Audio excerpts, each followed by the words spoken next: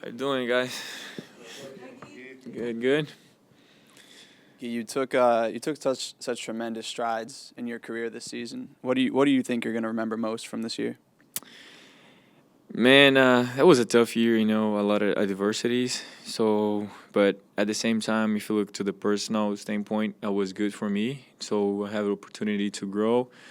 When the opportunity shows up for me, I was just like ready and working a lot on my game so I can show a little bit more what I can do. And I think the favorite moment for me is like I was talking about that too with the coaches. We were in Phoenix that game right after the trade deadline, and that was a special game. I had the layup to like us to get in like I think it was 9797. That was 9799 us. But when Steve drew up a play for me for the first time, and I was like, oh, damn, that's different now. Like I'm not just being, a guy like crash and energy guy. He was like throw a play and Gui, you got the ball when you play the pick and roll. That was I think my favorite moment. Like that I realized how much my role has changed on the team at that time. You got your extension done, during the season. Does that change anything for you going into the summer, knowing that you have that security that you're going to be here? Like, how does that affect your prep? So for me, with the extension, it was great. Like I told you guys, it was great. The great feeling. Now you got the security. Like my family is good, So that of course give us the security, a little bit more security. But at the same time,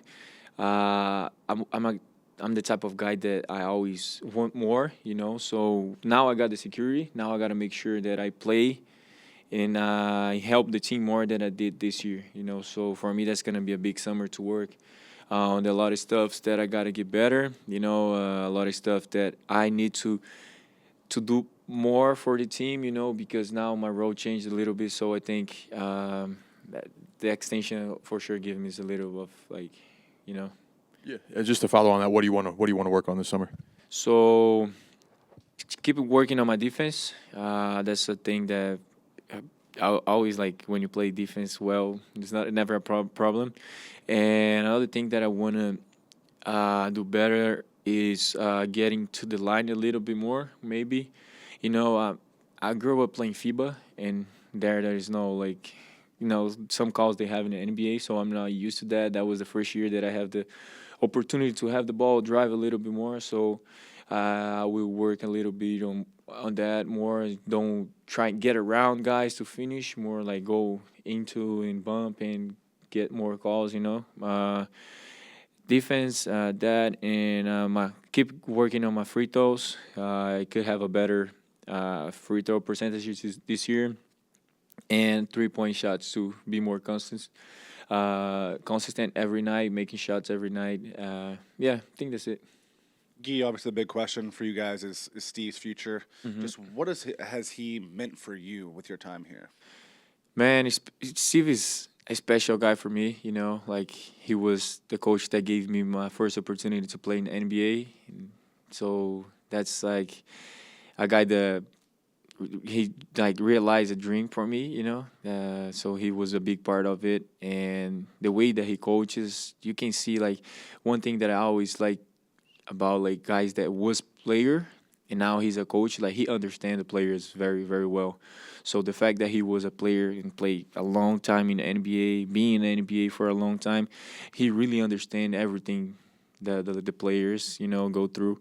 So yeah, I love that. And like I said, Steve is really really special dude for me. I want to be coaching for him like my whole career if I can.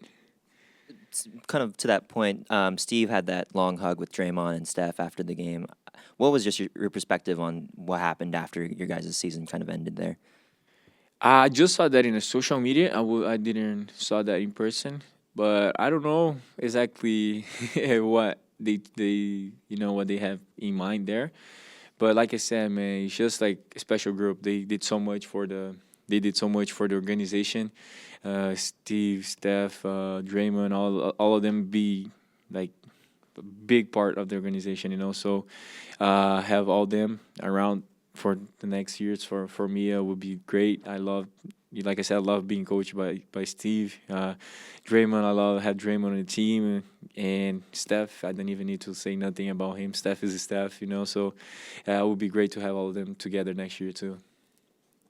We haven't talked to you since the passing of Oscar Schmidt.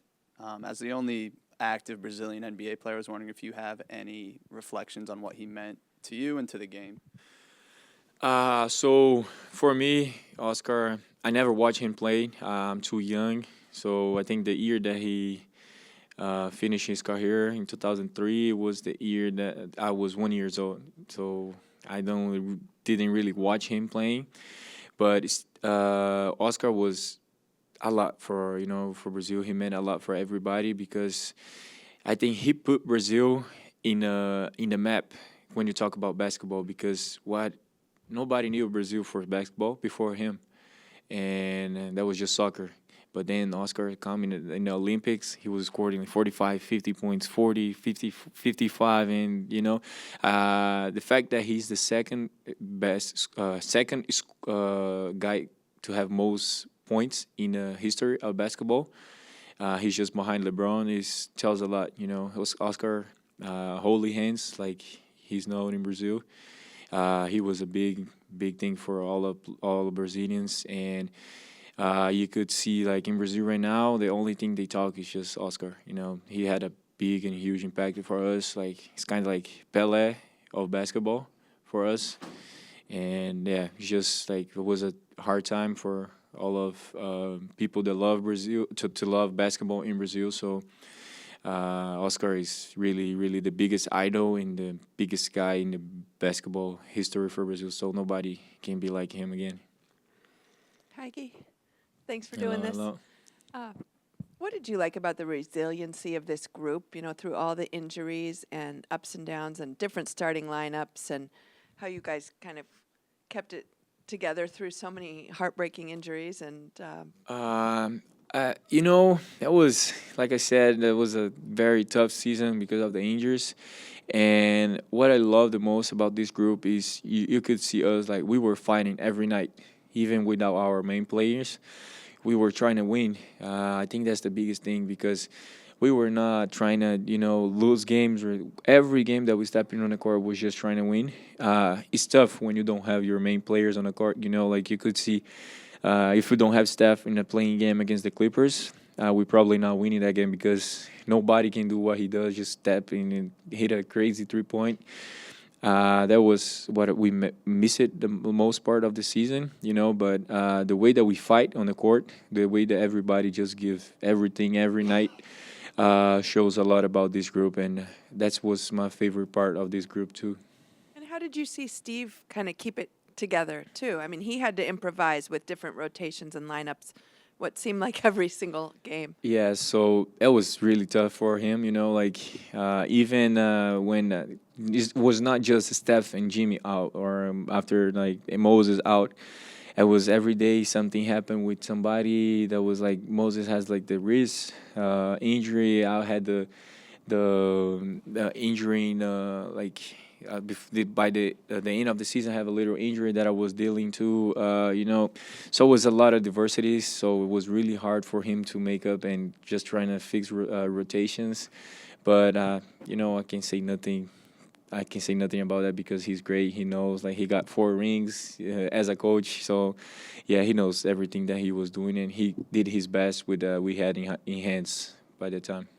And now, do you go to wedding planning? Is that right? Or what's your schedule now?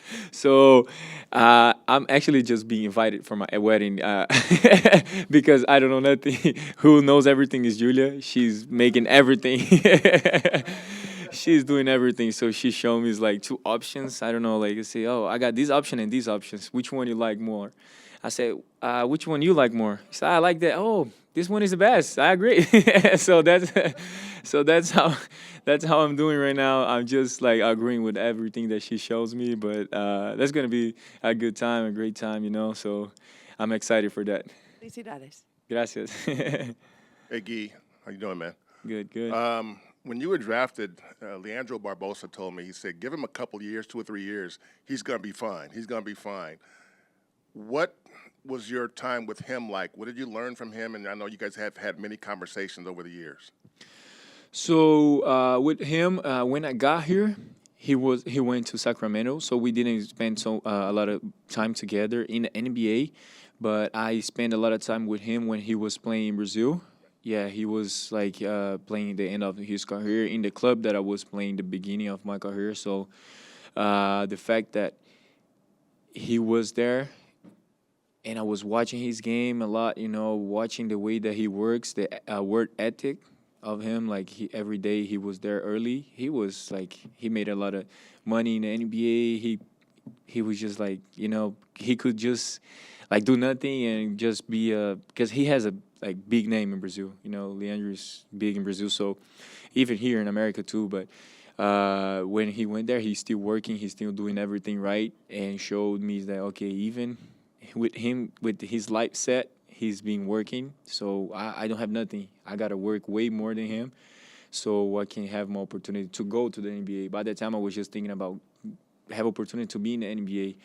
And after I got here, he was in my draft to work out too, with the Warriors, and just having him like helping me, talking to me during my career, during the time that I was in Brazil was great because I learned a lot. I was asking him a lot of stuff about NBA and a lot of like how the NBA works, and he was like, you gotta deal with a lot of stuff. You're not gonna play. That happened to me. He said you're not gonna play for 1 month, but then you're gonna have opportunity to be a star in the next day. So you're gonna start the game the next day, and you gotta be ready, and you gotta go there and perform. And that happened. So with that mentality, not just him, but a guy that helped me a lot with that was Anderson Varejão. I talked to him a lot, and he was talking to me about that. Like in the beginning of his career, he was not playing too much.